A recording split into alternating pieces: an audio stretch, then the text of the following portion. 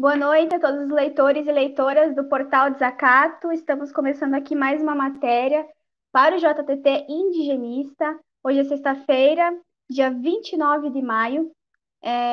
Agradecendo já a participação da Cleusa Domingas, que vai participar hoje aqui do nosso programa. Logo em seguida a gente vai chamar ela para uma conversa. Também agradecendo já a Cláudia Bongadi, que está no suporte técnico.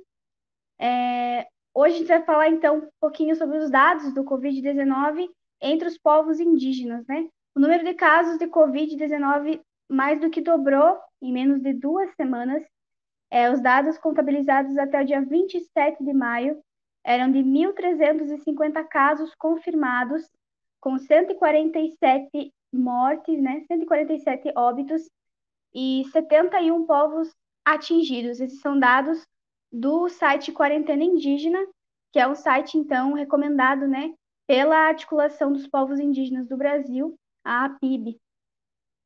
Entre os povos Guarani e Kaiowá, na maior reserva indígena do Brasil, na reserva de Dourados, no Mato Grosso do Sul, o número de casos de Covid-19 entre os povos indígenas pulou de 1 para 30 em menos de 5 dias, segundo dados postados em uma matéria da Rede Brasil Atual, né, com dados do boletim epidemiológico da CESAI. A gente vai conferir, então, mais detalhes sobre isso na matéria a seguir.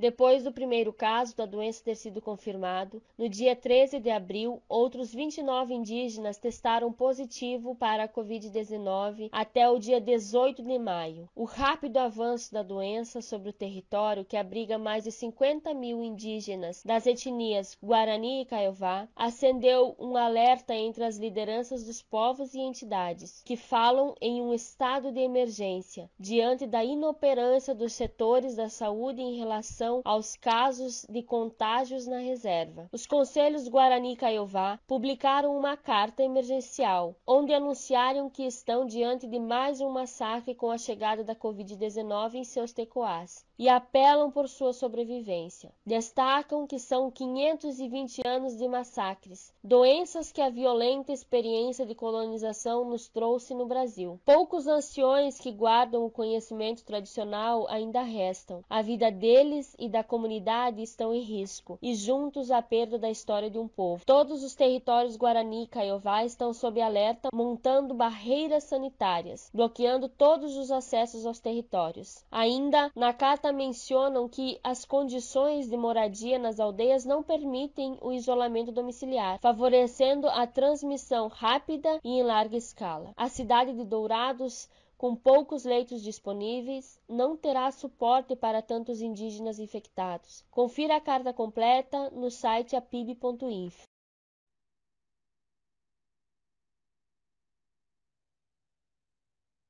Então, nós conversaremos agora com a Cleusa Domingas Rodrigues, que é da etnia Caingangue, da terra indígena Todo Ximbangue, de Chapecó, aqui no oeste de Santa Catarina. A Cleusa também trabalha como nutricionista da CESAI. Boa noite, Cleusa. Como é que estão as coisas por aí? Boa noite. Então, como eu trabalho na saúde indígena, eu vou falar um pouquinho de como foi desde o início dessa pandemia. Então,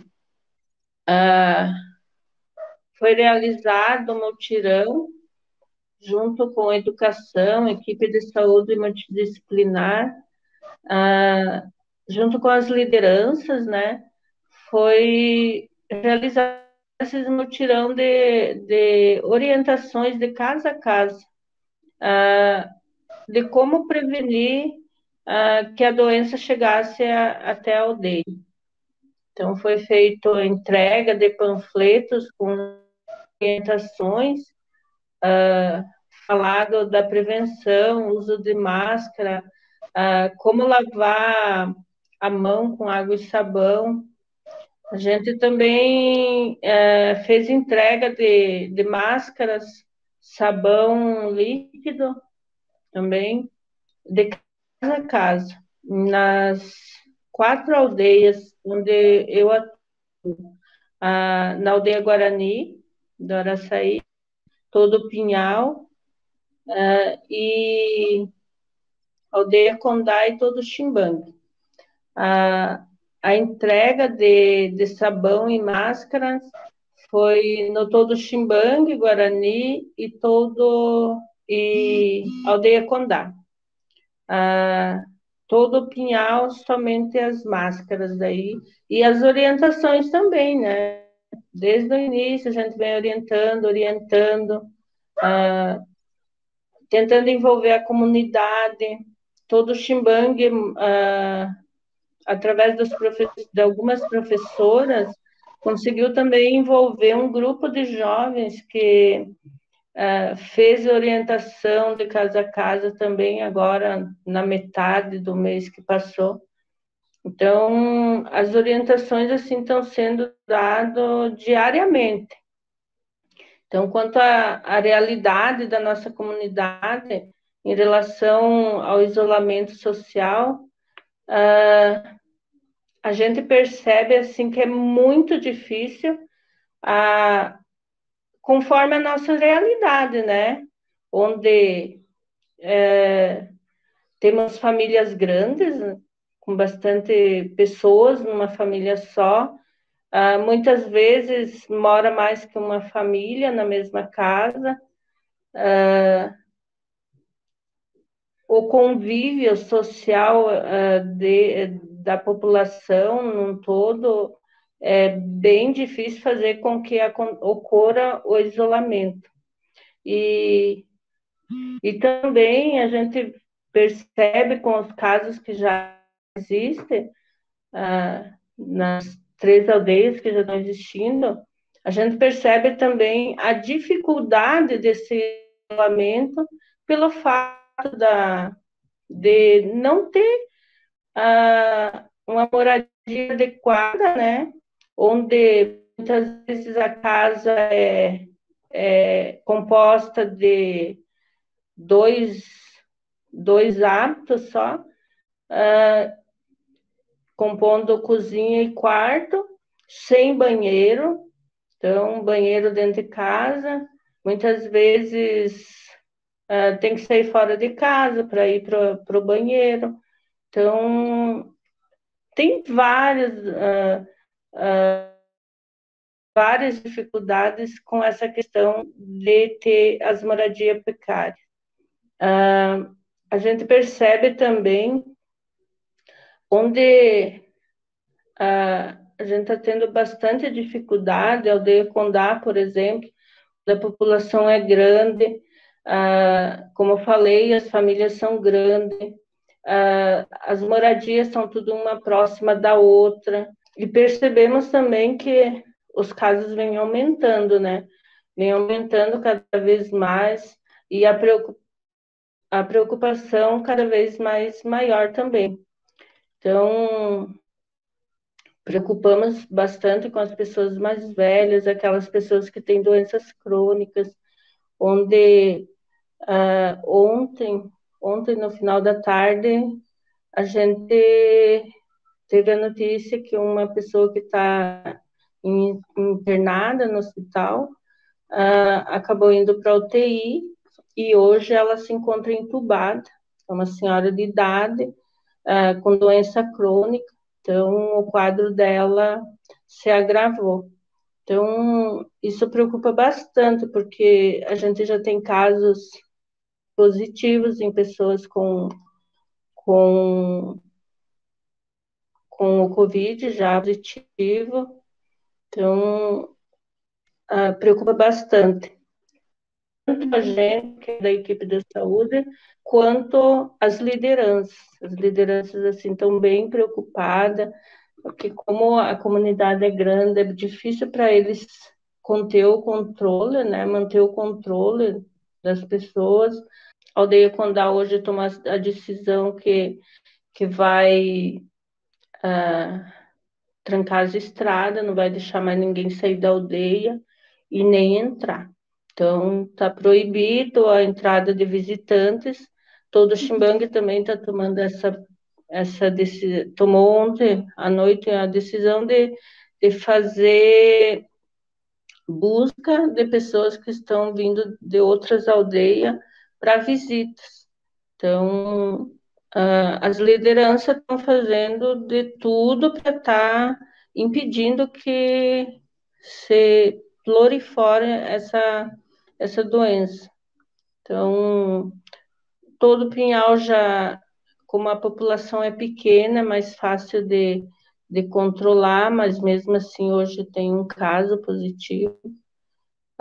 As aldeias guaranis, como elas estão em terra cedida, né, estão modelo acampamento, eles estão num cantinho da nossa aldeia, no Todo Ximbangue, e para eles está sendo mais fácil deles fazer o isolamento tipo, não deixar entrar ninguém na aldeia deles.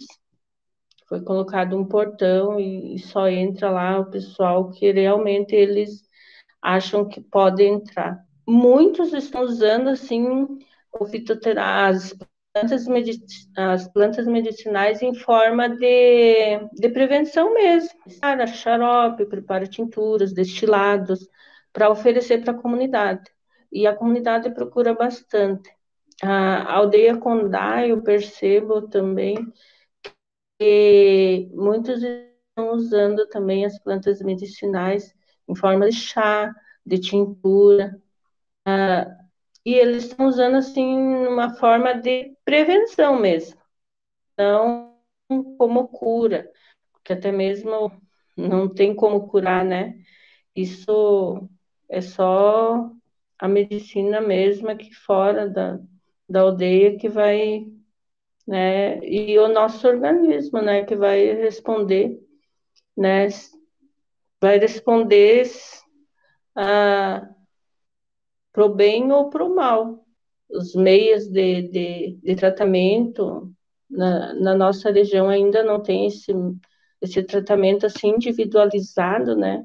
Que a gente fala tanto como saúde indígena, que o indígena teria que ter um atendimento individualizado. Não existe, não existe esse atendimento individualizado. A gente é tratado como qualquer um outro munícipe, né, aqui na nossa região. Muitas famílias estão vivendo hoje de cestas básicas que o pessoal doa, né? Então tem muitas instituições assim mobilizadas, se mobilizando, ajudando em todas as aldeias. Então muitos estão vivendo dessa cesta básica. Então tem um exemplo assim da aldeia Condá.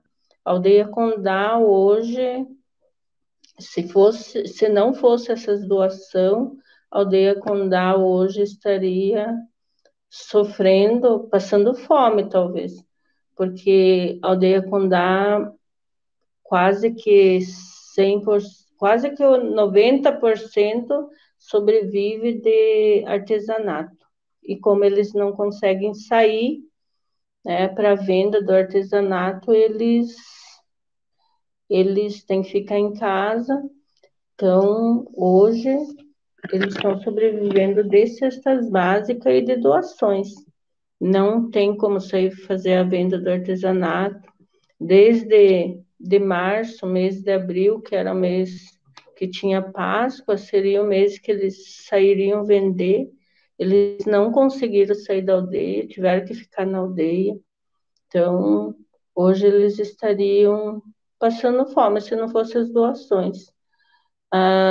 Vocês estão tendo Ainda acesso ao auxílio emergencial? Como é que está sendo isso? Está chegando alimentação à comunidade? Estão tendo acesso a esse auxílio? assim, quanto ao auxílio emergencial, pelo que eu estou acompanhando as famílias, muitos não conseguiram acessar o auxílio emergencial. Não conseguiram a liberação, até se inscreveram, mas não conseguiram a liberação. A aldeia Condá teve alguns que conseguiram, hoje estão recebendo através do cartão do Bolsa Família, quem era inscrito no Bolsa Família, todos conseguiram acessar. Agora, quem não tinha Bolsa Família, não conseguiram acessar, que se enquadravam, né? Ganhavam um salário mínimo, eles se enquadrariam para ganhar esse auxílio, mas muitos não conseguiram acessar. Você havia passado anteriormente alguns dados sobre os casos, né? Já são 17 casos de indígenas com Covid-19 aqui na região de Chapecó, 14 na Sim, aldeia Condá, 2 na Atol do Ximbangue e um na isso, Atol do Pinhal. isso. Em relação à construção das barreiras, né? Porque a gente sabe que em todo o Brasil muitas comunidades têm construído as barreiras sanitárias justamente para evitar, né? Que em muitos lugares grileiros, madeireiros, né? Outras pessoas vêm entrando nas comunidades e vêm contaminando, né? As comunidades que muitas vezes vêm conseguindo se isolar, mas daí outras pessoas de fora acabam invadindo, né? Os territórios. Como é que vocês têm feito, né, a construção dessas barreiras? Tem conseguido realizar elas? Olha, essa é uma das dificuldades que eu percebo que as lideranças também têm enfrentado. Vou falar um pouquinho da nossa aldeia, do Todo Ximbangue. O Todo Ximbangue, desde que começou a pandemia, a gente tem se preocupado bastante com a entrada de motoqueiros, aqueles motoqueiros que fazem trilha. Essas pessoas, todo final de semana estão lá. A gente se preocupa porque existem barzinhos, né? E eles chegam nesses barzinhos. Então, eu acho isso uma invasão, né? Uhum. Claro que até a semana passada a gente estava em processo de eleição para cacique. Eu acredito que agora que a gente já se resolveu o problema, eu acredito que agora a liderança venha a, a tentar fazer com que essas pessoas não adentrem a nossa comunidade. Então, vejo também muitos vendedores ambulantes que vão vender cestas básicas, vendem produtos produtos de supermercado, vendedores de frutas, padeiros que entram bastante, ainda estão entrando na nossa comunidade. Na aldeia Condá, as lideranças conseguiram já impedir que eles adentrem lá.